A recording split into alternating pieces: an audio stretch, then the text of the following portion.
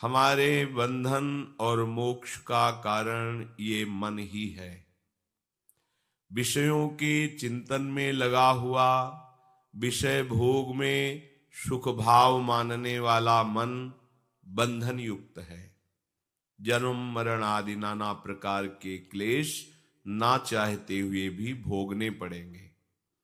और यही मन जब समस्त चेष्टाओं को प्रभु के चरणों में अर्पित करने की भावना से क्रियाएं करता है और प्रभु का निरंतर मनन करता है, तो यही मोक्ष का स्वरूप हो जाता है।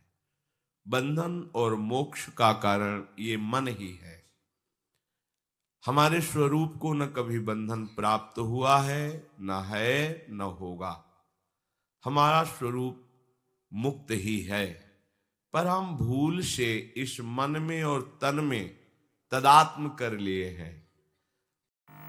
हम संसार में तो मोह से घिरे रहते हैं, लेकिन संसार से भी हम ईश्वर को केंद्र बिंदु बनाकर रखते हैं। गुरु जी के वचनों से हम अपने आप में बहुत सुधार कर सकते हैं। राधे राधे। उपदेश कर रहे हैं। जो व्यक्ति शरीर को मैं मानकर या मेरा मानकर, मैं माना तो अहमता और मेरा माना तो ममता, जो व्यक्ति अहमता ममता में विचरण करता हुआ संसार के भोगों में रत है, उसकी नवीन नवीन कामनाएं उत्पन्न होती रहती हैं। अब उन कामनाओं की पूर्ति के लिए वो किसी व्यक्ति की या किसी देवता की या किसी क्रिया की वो आश्रय वृत्ति लेता है कि हमारी कामनाओं की पूर्ति हो जाए। यदि पुण्य बल से कामनाओं की पूर्ति हो भी गई तो और लोभ बढ़ गया, नाना प्रकार की और कामनाएं बढ़ गई। और यदि कहीं त्रुटि होने के कारण कामनाओं की पूर्ति ना हुई तो क्रोध बढ़ गया, उसके अंदर नास्तिकता आने लगती है, तमोगुण की प्रवृत्ति बढ़ जाती है, फिर वो हिंसा अधर्म आदि में उतर जाता है। पर अहोभाग्य है उन प्राणियों का जो अपनी कामना की पूर्ति के लिए प्रणत कामदम श्री हरि चरणों का आश्रय लेते हैं। वो धन्यवाद के पात्र हैं। भले ही किसी कामना से जुड़े, पर सही जगह जुड़ गए। हम श्री हरि के ही अंश हैं। यदि हम अपने अंशी श्री हरि से जुड़ जाते हैं तो जैसे बालक अपने माता पिता से हट करके अपनी कामना पूर्ति करवाता है, तो माता पिता का उनके ऊपर दुलार ही आता है, गुस्सा नहीं आता। और माता पिता के दुलार से जो कामना पूर्ति हुई और जितनी संपत्ति है उस सब का धीरे धीरे अधिकारी बन जाता है। ऐसे ही हम जब अपने प्रभु को अपना मान करके अपनी कामनाएं रखते हैं तो प्रभु कृपा करके पूर्ण करते हैं और अपने भागवतिक वैभव का उसको अधिकारी बना लेते हैं, अर्थात अंत में उसकी परम गति होती है। पर यह बात सब कोई न सुन पाया है न समझ पाया है, तो अपनी कामनाओं की पूर्ति के लिए वो देवताओं आदि का पूजन, उनका सेवा अनुष्ठान करता है, उनसे अपनी कामना रखता है। यदि कामना की पूर्ति के अनुसार ठीक ठीक अनुष्ठान हो गया तो कामना की पूर्ति हो जाती है। कामना की पूर्ति होने के बाद यदि उसकी उस देवता में आसक्ति हो जाती है तो उसी देवता के देवलोक को प्राप्त होता है और वहां वो पुण्य फल भोग कर फिर मृत्यु लोक में आता है। बात बनी नहीं, एक थोड़ा अच्छा स्वप्न जैसा हुआ, पर बात तो वहीं आ गई जहां से हम चले थे। फिर मृत्यु लोक में वही अशांति, क्लेश, द्वंद्व, जन्म, मृत्यु। तो भगवान कह रहे हैं कि इनकी वृत्ति कामना से अपहरण होने के कारण ये हमारी शरण तक नहीं पहुंच पाते हैं। बड़े भाग्यशाली हैं जो प्रभु श्री हरि की शरण में हो गए। सच्ची मानिए, परम मंगल की नींव रख गई किसी भी कामना से। यही तो हमारे हरि की उदारता है। किसी भी कामना से आप केवल जुड़ जाइए तो आपकी वृत्तियां जुड़ती सच्चिदानंद प्रभु से हैं, इसलिए उसका परिणाम अविनाशी होगा। भले कामना विनाशी है पर परिणाम अविनाशी होगा। तो सब भगवान की शरण इसलिए नहीं हो पाते, कामना के द्वारा उनका ज्ञान अपहृत हो गया है और वो भगवान को भी एक अच्छा मनुष्य भर मानते हैं। हाँ, थोड़ा सा बलशाली, थोड़ा सा बुद्धिमान, ये नहीं जान पाते कि ईश्वरों के ईश्वर हैं। भला कोई बलशाली व्यक्ति ऐसा कैसे कर सकता है? विचार कीजिए, लाखों गायें हैं ब्रजवासियों की, बाबा की ही कई लाख गायें, नंद बाबा की और उपनंद आदि और भी ब्रजवासियों की लाखों की, 1 लाख नहीं, लाखों की संख्या में गायें हैं और शास्त्रों की संख्या में सब सखाजन हैं, गोपगण हैं और ब्रज 84 कोश भूमि चिदानंद है। प्राकृतिक भूमि 84 कोश नापेंगे तो उतनी ही होगी और चिदानंद भूमि में एक थोड़ी सी जगह में अरबों गायें इकट्ठा हो सकती है। ये चिदानंद भूमि का प्रभाव होता है, ये बुद्धिगत नहीं है। छोटी सी जगह दिखाई दे रही लेकिन अरबों गायें उसमें आ जाएंगी और जगह कम नहीं होगी।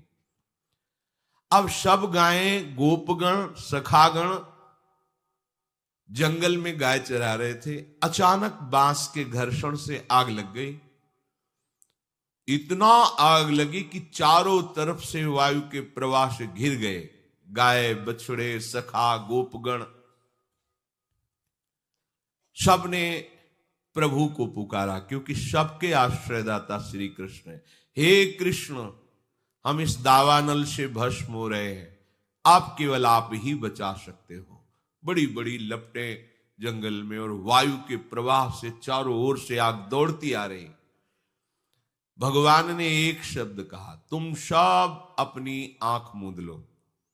आंख मूंद लिया, बस अपने मुंह में पी गए सारी आग, ऐसे कि पूरी आग मुख में आ गई।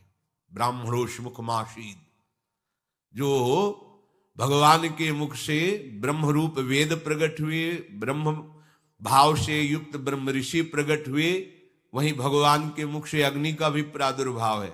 मानो भगवान ने अग्नि के प्रादुर्भाव स्थान में स्थापित कर दिया, ऐसे किया, मुख में अग्नि आ गई। ये कोई व्यक्ति कर सकता है?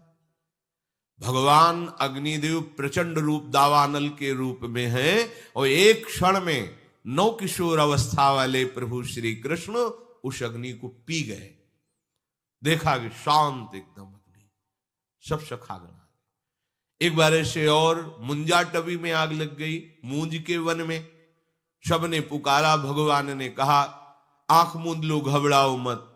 दूसरे ही क्षण में सबने देखा वंशीवट की छाया में विराजमान है। योग माया अचिंत शक्ति संपन्न है, जो भगवान की एक शक्ति है, ऐसे अनंत शक्तियों से संपन्न भगवान है।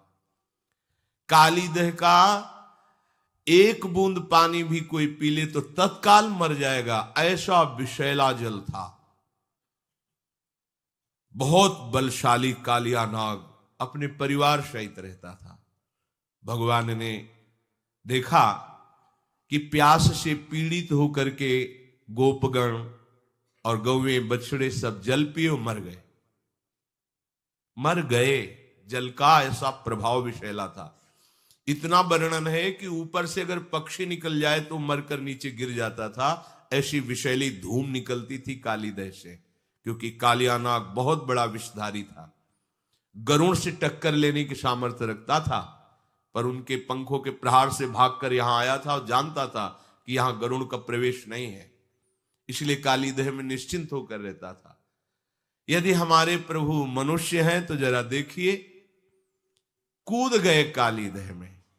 एक बूंद पानी किसी भी व्यक्ति को मार सकता, चाहे जितना बलशाली हो। और जाकर के सब इस लीला को जानते हैं, ललकारा कालिया को। कालिया ने जो ही देखा, हमारे वास स्थान पर आकर कोई ऐसे स्वतंत्र जलकेली कर सकता है, हमें ललकार सकता है, नागपाश में बांध लिया। ये नागपाश ऐसा भयानक है कि प्रतिक्षण मृत्यु जनित कष्ट देते हुए उसे मार देता है, हर नस नाड़ी को चूर चूर कर देता है। पर अमित बलशाली भगवान श्री कृष्ण के शरीर में उसी को पीड़ा होने लगी, नागपाश छोड़ करके खड़ा हो गया और विचार करने लगा, आज तक तो कोई ऐसा नहीं जो मेरे नागपाश में बंद कर भी बलशाली बना रहे, लेकिन यहां तो मेरा ही नागपाश मुझे ही कष्ट देने लगा। फटने लगा उसका शरीर, जैसे ही भगवान को जकड़ने की कोशिश की। भगवान उसके फणों पर ऐसे हाथ रखकर छलांग मारी और ऊपर उसके सिर पर जाकर के नृत्य करने लगे। देवता गंधर्व जो संगीत विशारद जन है, सुंदर संगीत बजाने लगे। नटवर नागर उनके फणों पर नृत्य कर रहे। जो फण नहीं झुकाता रौंद देते अमित बलशाली श्री कृष्ण। अब विष की जगह खून निकलने लगा, प्राण व्याकुल हो गए। तब उसने हृदय से भगवान हरि को पुकारा, कालिया ने। अब ये नहीं जानता कि अमित बलशाली श्री हरि ही उसके फणों को कुचल रहे हैं। नाग पत्नियों ने प्रार्थना की, भगवान नीचे उतर कर आए और कहा, यहां से जाओ रमणक द्वीप। अब मेरे चरण चिन्हों से युक्त हो गया है तुम्हारा शरीर, अब गरुण तुम्हें बिल्कुल विक्षेप नहीं पहुंचाएंगे, सुखपूर्वक रहो, पर ब्रज की सीमा के अंतर्गत नहीं। ये हमारे भोरे भारे ब्रजवासी जनों को किसी भी तरह का कष्ट हो, ये मुझे बर्दाश्त नहीं। परिवार सहित छोड़कर